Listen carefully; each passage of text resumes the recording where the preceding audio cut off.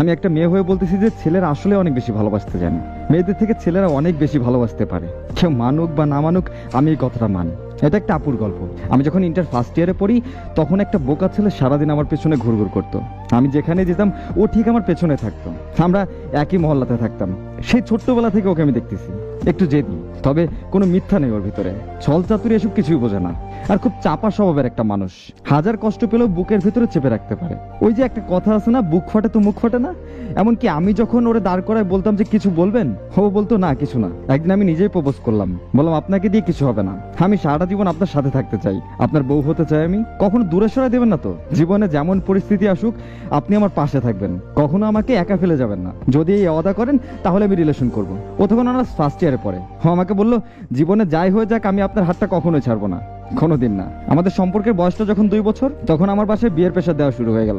একের পর এক ছেলে খুঁজতেছে, সরকারি চাকরিওয়ালা, এই বিসিএস ক্যাডার। এদের মধ্যে আমার মানুষের কথা বলতে ভয় পাইতেছিলাম। কি বলবো, ও তো এখনো পড়ালেখা করতেছে, চাকরি পেতে তো অনেক সময় লাগবে। কিন্তু আমার ফ্যামিলি আমাকে সময় দিবে না। আমি অনেক কষ্টে আম্মুকে রাজি বানাই যে আব্বুকে যেন এই কথাটা বলে। আব্বু মুখের উপর বলে দিল সম্ভব না, বেকার ছেলের হাতে আমি আমার মেয়ে দিব না, ওর বাবা যাই থাকুক না কেন।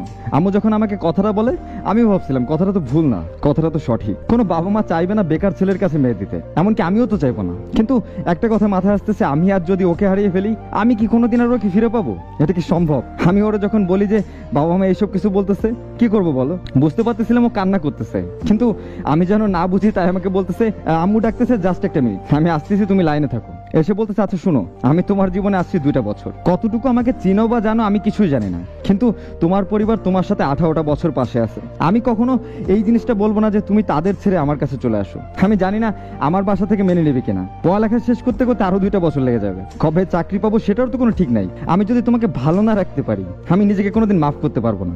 আমার কাছে তোমার হাসিটা অনেক দামি। তোমার কাছে যেটা ভালো মনে হবে তুমি সেটা করবা। তুমি যা বলো আমি সেটাতে রাজি। এসব কথা শোনার পরে একটা মেয়ে আর যাই হোক না কেন তার ভালোবাসার মানুষটাকে ছেড়ে যেতে পারে না। আমি তখন একটা জিনিসই ভাবতেছিলাম, জীবনটা তো ছোট, আর আমি আমার এই মানুষটাকে হারাই ফেললে আমি সারা জীবন আফসোস করবো। এরকম আর কোনো ছেলে আমাকে ভালোবাসতে পারবে না, আমি ওকে ছাড়তে পারবো না। আমি বাসায় আবারও বুঝাই, তারা বুঝবে না। তারপর আমি বাসা থেকে বের হয়ে যাই। আমি ওর ফোন দেই আর বলি আমাকে সে নিয়ে যাও। ও তাড়াহুড়া করে বাইক নিয়ে চলে আসলো। আমি বললাম আমি বিয়ে করবো তোমাকে, তুমি করবা? ও একটু হেসে বললো আমি বলছি না তুমি যা বলবো আমি সেটাইতে রাজি। তবে একটা কথা, আমার সাথে থেকে যদি 3 বেলার 1 বেলা খেয়ে বাঁচতে হয় পারবা? একই জামা পরে যদি 1টা মাস কাটাতে হয় সেটা কি পারবা? আমি তখন বললাম যার জন্য সবকিছু ছেড়ে আসলাম তার জন্য আমি সবকিছু করতে পারবো, শুধু তুমি আমার পাশে থেকো। বিয়ের পরের বাবা ফোন দিয়ে বলে বাসায় গেলাম। ওর বাসার সবাই মেনে নিল। তার কিছুদিন পরে আমার ফ্যামিলিও মেনে নিল। তারা নিজেরা বিয়ের অনুষ্ঠান করলো। 1টা বছর পার হয়ে গেছে বিয়ের। ভালোবাসার জায়গা থেকে যদি বলি, প্রিয় মানুষটাকে নিজের করে পাওয়ার মধ্যে অন্যরকম একটা সুখ কাজ করে, যে সুখটা টাকা দিয়ে কখনো কেনা যায় না। আর এখন যদি বলি প্রিয় মানুষটার কথা, আমি ভুল মানুষকে ভালোবাসি নাই। আমার মানুষটা সঠিক ছিল। আমার মানুষটা আমাকে বিন্দু পরিমাণে কষ্ট দেয় না। পড়ালেখার পাশাপাশি একটা সব চালায়। দিন শেষে যখন অনেক কষ্ট করে বাড়ি ফিরে, তখন মনে হয় আমার সুখের জন্য এই মানুষটা কতই না পরিশ্রম করতেছে, কতই না কষ্ট করতেছে শুধু আমাকে ভালো রাখার জন্য। এত কিছুর পরেও কখনো আমাকে কষ্ট দিয়ে একটা কথা বলে না। যখন বলি অনেক কষ্ট হয় তোমার, তাই না? তো বলে তোমার জন্য করতে আমার কষ্ট লাগে না। আমি আমার ওয়াদা রাখতেছি। আর আমি বলছিলাম না, তোমাকে ভালো না রাখতে পারলে আমি নিজেকে কখনো মাফ করতে পারবো না। আমি তোমাকে অনেক ভালোবাসি আর আজীবন এভাবে ভালোবাসবো। আমি সবসময় কিন্তু একটা কথা বলি, ভালোবাসা সুন্দর যদি মানুষটা সঠিক হয়। প্রিয় মানুষটা যখন নিজের হয়ে যায় তখন এতটা শান্তি অনুভব হয় তা হয়তো বলে বোঝানো সম্ভব না। সুখে থাকতে, ভালো থাকতে টাকা পয়সা আমারই প্রয়োজন না। দিন শেষে হাতটা শক্ত করে ধরার মতো একটা বিশ্বস্ত মানুষ জীবনে থাকলে আর কিছুই লাগে না। তাই তো হাতটা ধরলে একটু শক্ত করে ধরবেন, যাতে শেষটা অবধি পাশে থাকতে পারেন। ভালো থাকবেন সবাই, আল্লাহ হাফেজ।